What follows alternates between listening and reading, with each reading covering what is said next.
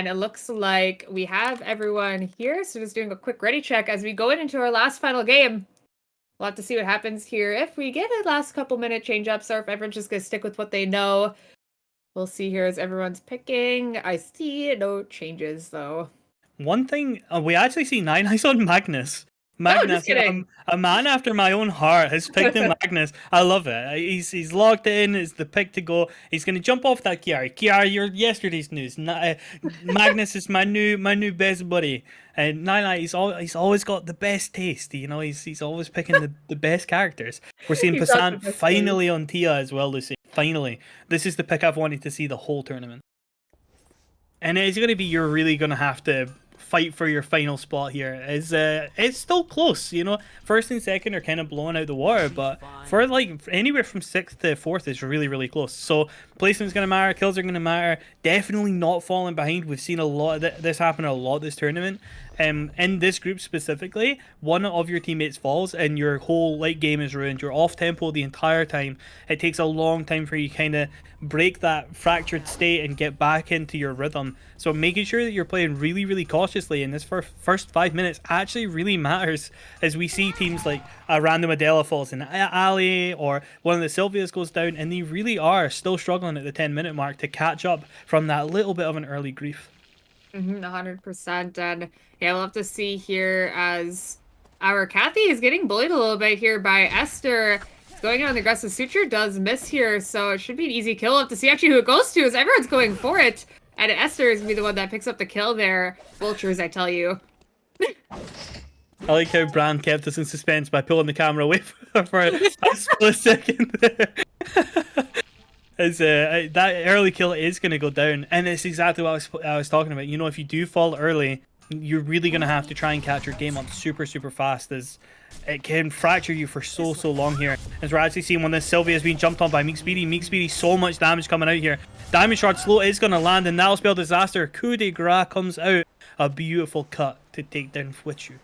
Yeah, and Fwitchu wasn't level 6 yet, so unfortunately they couldn't use D-Bike to get out of there. They do look very behind on their build, which is a little unfortunate, but that's going to be a fast kill picked up by Meek Speedy here, as he calls himself the King of Beach. And Kathy is also here kind of looting, so they better be careful, because I know Meek will go on the aggressive here, as you do see him use W. Head to toe does come out. He does have Dash and Gentleman available here in a couple seconds to catch out from... Oh, amazing suture coming out from them to kind of stop it. But Terror in the wings here does his blank cartridge to stop them. Double shot coming out. Massive damage with the amp drone. Easy kill there. And we do see another fight in alley is going on as well.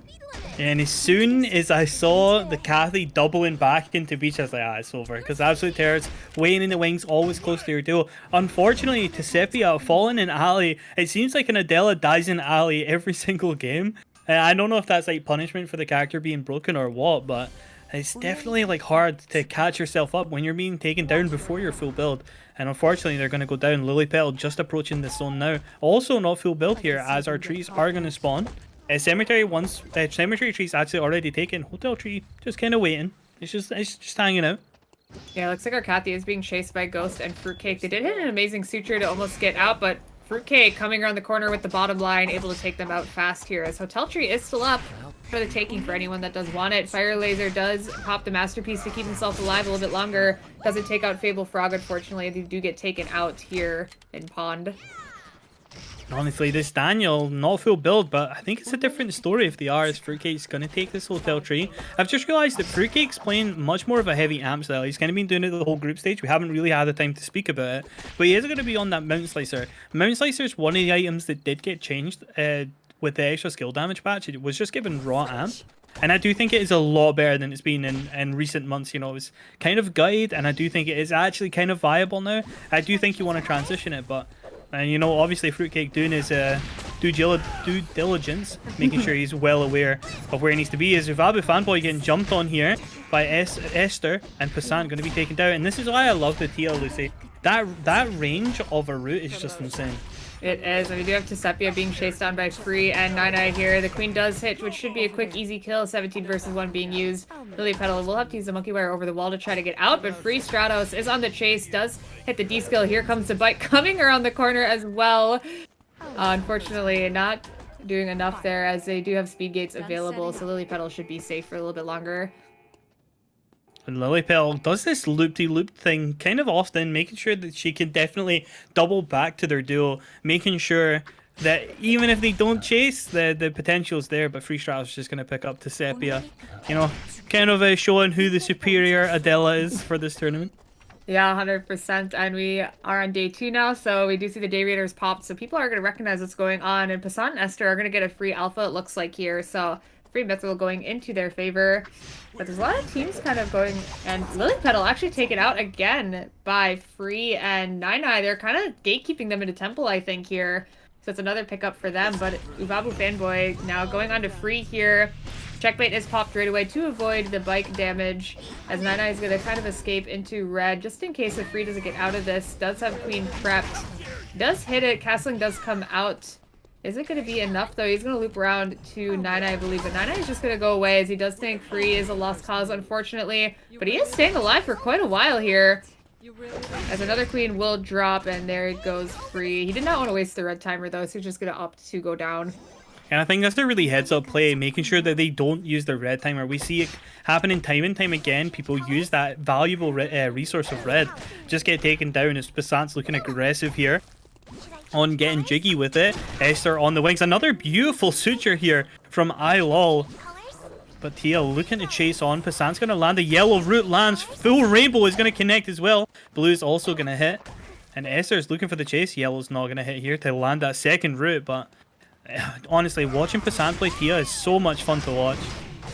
It is, as we have another team fighting in Beach here. Looks like Masterpiece will take out Fable Frog, as Ubabu Fanboy is just going to use Bike from Hell to get out of this situation. And one thing I'm noticing with a lot of these comps is they make sure they pick characters that have easy ways to escape if their duo does go down. We are seeing a lot of Magnuses biking out if they need to.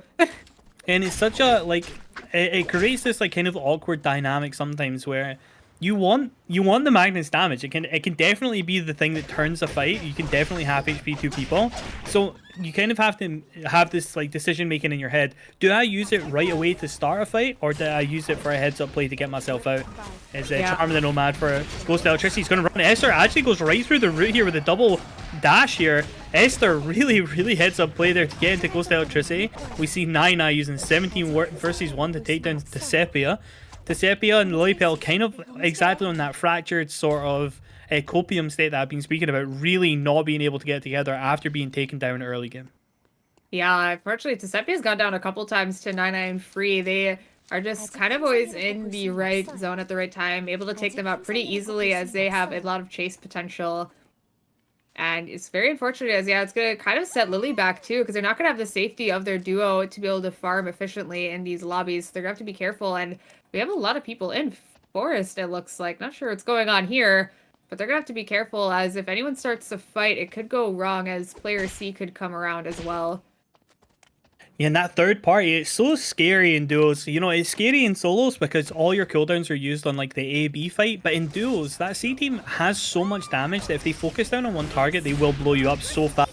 As the root does land on it, Fire Laser, full rainbow is going to come out. So much damage on a Passant from the Masterpiece. Daniel potentially taking Passant down. Root is going to land. Daniel's so close here. He is actually going to take it down. Fire Laser versus Esther, but Esther's so quick there and going to win the fight there with the Mark of the Phoenix and the Mithril Armor finished. Yeah, and it really is a well thought out comp, and I'm always a big believer in your comp just having natural synergy. You know, if you have to overthink what your comp is doing, it often can be the reason that you're going to lose a fight. But if your two characters function in very similar ways, it can definitely be a way of smashing somebody down, as we're seeing Ubabu Fanboy getting absolutely annihilated. Passant and Esther, they just fight so well with these characters. And down they go, and honestly, I'm very impressed by Esther's Jan. I didn't know that they played this character, but they're playing it phenomenally well in this game. Yeah, I have been talking to Esther a bit lately, and he was getting some coaching from a previous Jan player. So he is showing that out today, that he does know what he's doing now, and yeah, he's just playing it so well with Passant here. So as we go to day 3, it looks like another free Omega for Meek and Terror. So it's another free kilt coming out for Terror, which is going to be a lot of damage once again. We'll have to see if they do anything. But actually, just kidding, I lied, because Terror already has a kilt. Yeah, so it's probably going to be that Spring and Autumn onto Meek Speedy. It's an item that he's pretty much opted into every game. I do agree with it. I think it enables you to get off of Dobok and not need to go Dobok. And I honestly just think it's a really good weapon, as we're seeing 3 teams kind of meeting here. To Sepia, kind of a little bit too melee range there. Blows all your cooldowns on the board, but gonna have to disengage as Nine and Free Straddles come around the corner. And again, Peabody and Sherman, they're so scary to be around that you kind of have to disengage. Passat and Esther looking to fight this team. Root is gonna land. Full Rainbow does come out, but unfortunately it's gonna whiff. Double Fear here from the Heijin. As it seems like Underdog's actually doing a really good job of fighting here. Esther gonna have to do their best here to disengage this fight. Lazy Nara doing so much. The 5 Omens is just gonna miss on the Tia. Beautiful blue into red here as they're looking to turn it around, and Esther just annihilates the Heijin after the charm of the Nomad. Fruitcake smells blood in the water, is looking to come up this bridge. Esther is going to get the kill. Fruitcake chasing on. Both of them going to be half HP here. Fruitcake's so good at this character. He's going to be able to take down both of them. Goes to Electricity, picks up the slack, and is going to take down Orphans Can Draw. Yeah, Fruitcake did recognize what was going on there. He immediately de-skilled, and the moment he got on summon, he just used the Ruthless. He even used the Boar there to kind of catch up to them. I don't know if that was intentional. I'm going to say it was, though, because it's really cool. So, good job, Fruitcake, using the animals to your disposal there to help catch up. But, yeah, they're just in the right place at the right time to pick up the third-party kills there.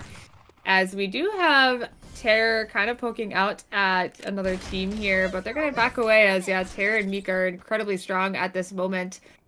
Yeah, it looks like Meek is looking for the things to make Spring and Autumn, and he does have an Amazoness armor available to be able to swap off of the Dobok when he equips that as well. And this is so interesting to see how these teams can kind of amalgamate all of their strengths. We actually see Meek Speedy hasn't gone on to Spring and Autumn here, so I wonder where that 4 scores went. Hasn't gone on to the Aya for another item here, as we're seeing Bike from Hell right onto the Cathy. So much damage. 17 versus 1 is going to come out. The Sylvia, unfortunately, going to pick the wrong direction, but going to find the Cathy anyway. The movement speed coming at Sylvia, definitely a balanced thing here.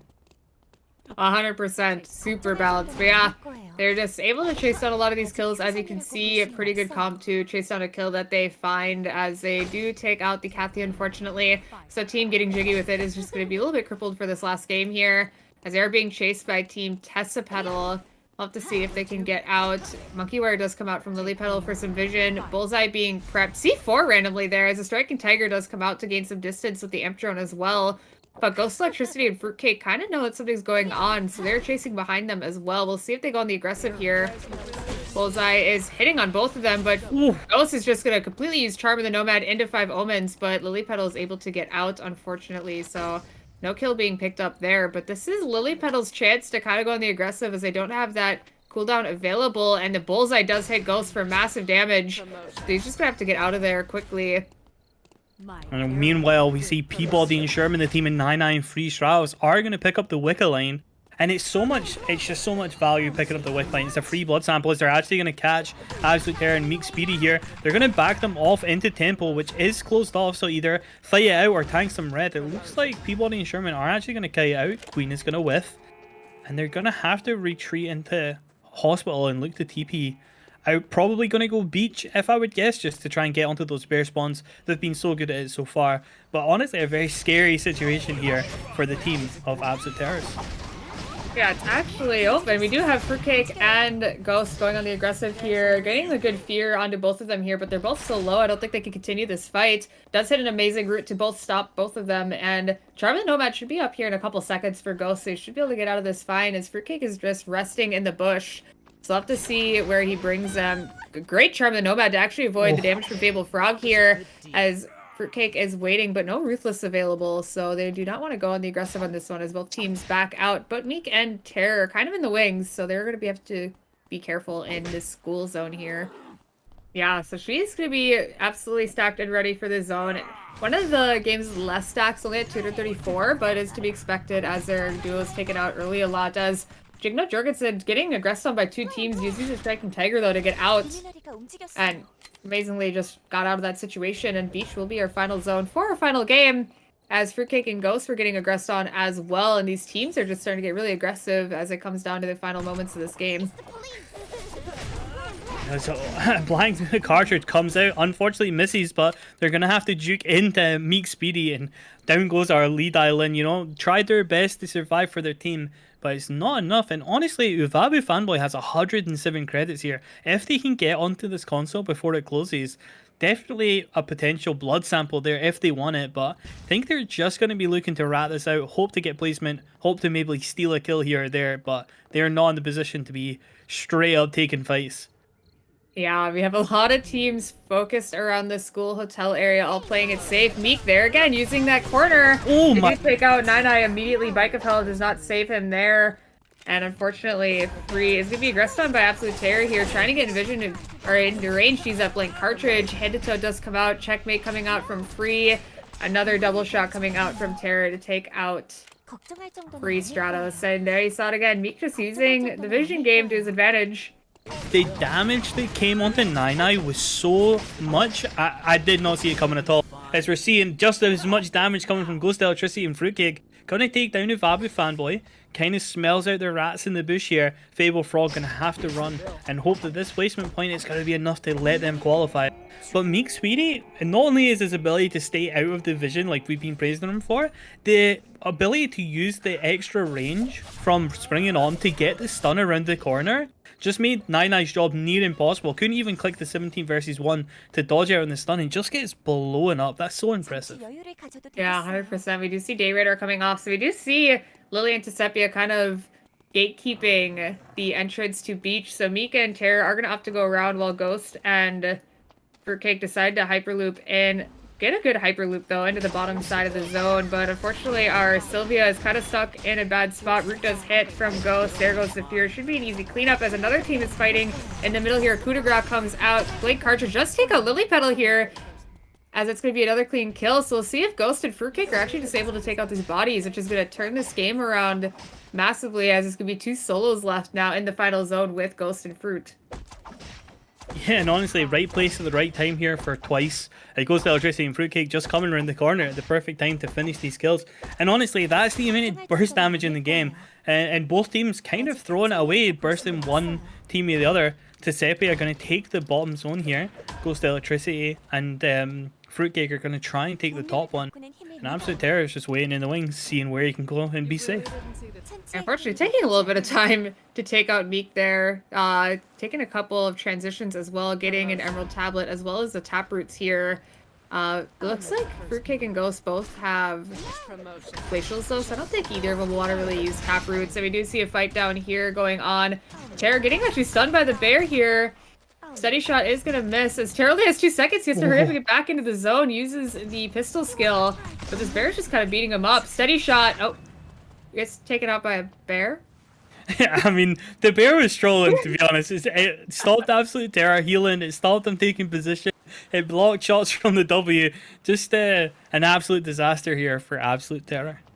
Yeah, very unfortunate, as he could have maybe taken out Tesepia as they had already used the checkmate, but unfortunately it's a 2v1 situation against Ghost and Fruit, who both have their ultis available. So it should be a quick cleanup for them too, as the final zone does come around here. Fruitcake did opt to use the Taproots here.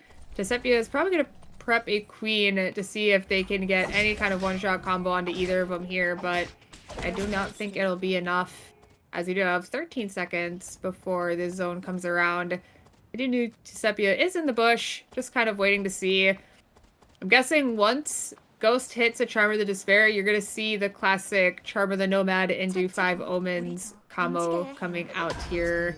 Any second. Queen is prepped. There's a Charm of the Despair. No Charm of the Nomad coming out though, I guess.